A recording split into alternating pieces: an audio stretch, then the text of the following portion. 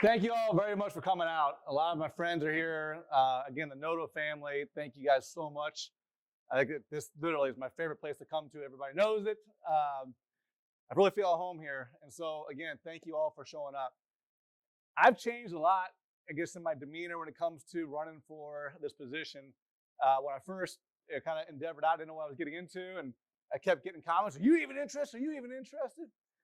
And what really kind of lit me up recently was a lot of the door knocking that I've been doing, going door to door. And it was a little kind of edgy at first. Nick Schroer helped me with my first few doors, and so I kind of got the hang of it all. And after that, I was just running with it.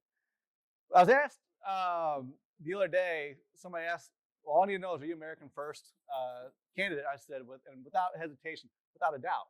Why wouldn't you be? And why, if you're going to be running for an office? And it got me thinking about this country.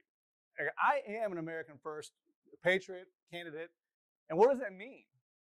One of the things that I do believe in is that this country hasn't even begun to tap its potential. We're in the middle of a culture war right now. Literally, every day, whether it's your kids, whether it's your family, whether it's your business, whether it's the person down the street, we're literally in a culture war. We see our country at this point in time trying to tear itself apart because we are so divided. And so one of the reasons why I'm really interested in getting this is because I want to try to talk to people and have conversation with people. Another door I knocked on. Ooh, boy, did I get an earful. And after we had conversations about the school board meetings and our differences, which were very far on what was going on at the school boards, I said, well, can we do one thing?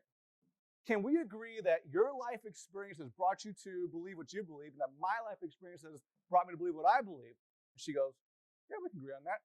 We're 90% of the way there. The problem is, as a country, we have lost the ability to figure out how to meet people where they are.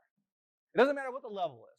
I used to think, oh, county council, I'm going to run for county council. I mean, I think I would probably go to Washington. No, after doing all this, no, I don't want to go to Washington. But we need people that want to shake things up, not in an edgy, egotistical kind of way. I know my signs that say Frisella real big might seem a little egotistical and all, but you can notice them, don't you? But we have a lot of good things that we can do in this county, and we have a target on our backs. We are the most conservative county in the state of Missouri. There's a fact. And I think all of us in this room, if you're here, are pretty proud of that fact. We have a lot of control, and what I've realized is, as citizens, we have so much more control and so much more power than we ever thought, and we are ever led to believe that we have. And even as I'm saying this, I know there's so much more that we can do that I'm not even aware of yet.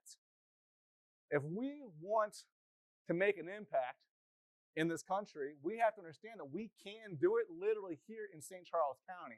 It is not unheard of to say, hey, what's that little county down in Missouri doing? Who's standing up? We could literally be the Florida of Missouri if we wanted to be. We have that kind of power.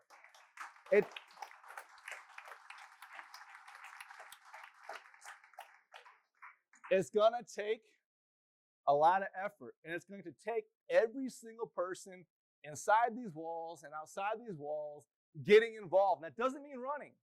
It just means showing up. It just means letting the people know that are running, that there are people there to support them, that they're there to hear what they have to say. That you may not agree with everything they say, but you know what? On the points you can agree on, let's have that conversation, and let's move that topic forward. Because if we wait for that one person to check every single box, we're going to be waiting a long time.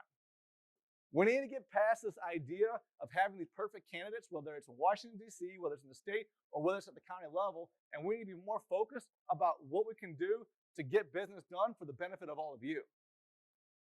And that is why now I am more excited to be running for this position. I'm ready to take this on. I know it's going to be a lot of work. And do I know exactly what I'm getting into 100%? No, I don't. I'm told a lot of things, and sometimes I think they're trying to make it more rosy than it actually might be. But I am excited.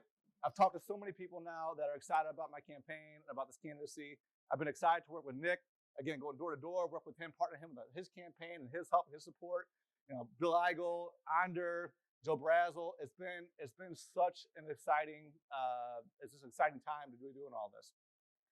And the last thing I kind of want to leave everybody with is like everybody's been echoing, we need a lot of support financially. And if it's not can't be financially, if you have sign locations, like 4x4s, 3x8s, just little yard signs, doesn't matter what it is.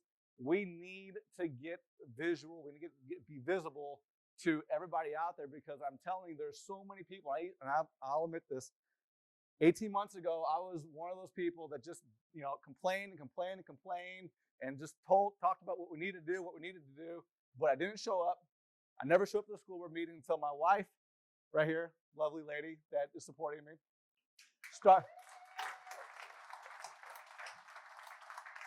I will credit her for giving me the itch to even think about this, because it was her that started speaking up at the school board meetings. And something that was completely outside of her character. But when it came to our 3 kids, being excited about wearing a mask, I'm sorry. I know it might seem a little weird, but guys, come on. Really? Really? We were there? We were there? All these things if we were told the things that were going to happen back in 2016, 2017, we would have thought they were nuts. So what happened? We allow Fox News, CNN, and all the rest to give us our talking points. Forget all of them. They don't know what they're talking about. We know more, and we should know more, because we should be more tuned in, and that is what it's going to take. What it's going to take. It's a lot of work. Yeah, it sucks. You know what? Yeah, you got a long day at work. You got a crappy day at work. You got to go to this meeting. It might drag on until 9, 10 o'clock. Some of the council meetings I've been to, I wasn't expecting to go to 9:30 at night, but I'm telling you what, being there and seeing the mannerisms and how some of the people on the county reacted to the citizens, really? Case in point, there was a big development that was being pushed through up in St. Paul. A lady showed up at the meeting that they were going to give the approval. The council, except for Joe, was going to give the approval for everything. This lady's never been involved. Many people have never been involved. People have been so unengaged. And now people are waking up to what's going on around them. They're paying more, they're more aware of everything. Well, she asked to speak. She got there late. She didn't know she had to fill out a card. And we were pushing to let them speak, because there was a lot of people on the council didn't want to let anybody that wasn't on the docket to speak. Finally allowed her to speak, and when she said, I didn't know anything about a remonstrance.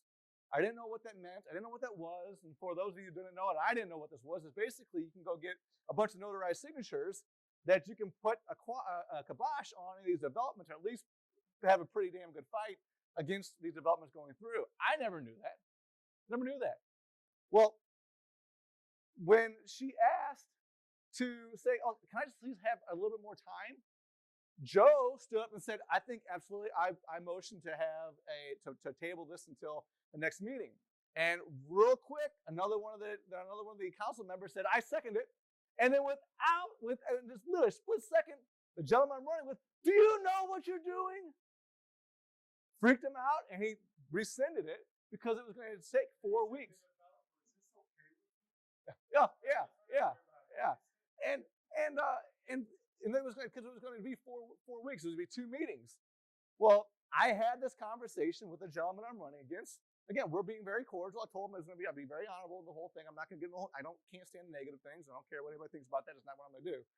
But we had this debate. And I said, well, don't you think it would have been better for somebody who doesn't know, somebody who finally stood up and got the courage to stand up and say, hey, I want to say something, I want to do something about this? And it would have been 4 weeks or 6 weeks before that we could have got it through. Okay, well then in the next meeting 2 weeks from now, how about have her at least prove that she's doing the work by getting a handful of signatures before, and then let her keep going through it all. And if she doesn't show up with the work, let it go. It is what it is. She didn't want to do the work, but if she is doing the work, because it is going to take time, give her that chance, because you work for her who lives here now, not for them who might live here in the future. So you're holding one gentleman, one company over all the citizens in that area. I'm sorry, guys. I'm in business. I know the development that wants to push down Defiance. It would be great for my business.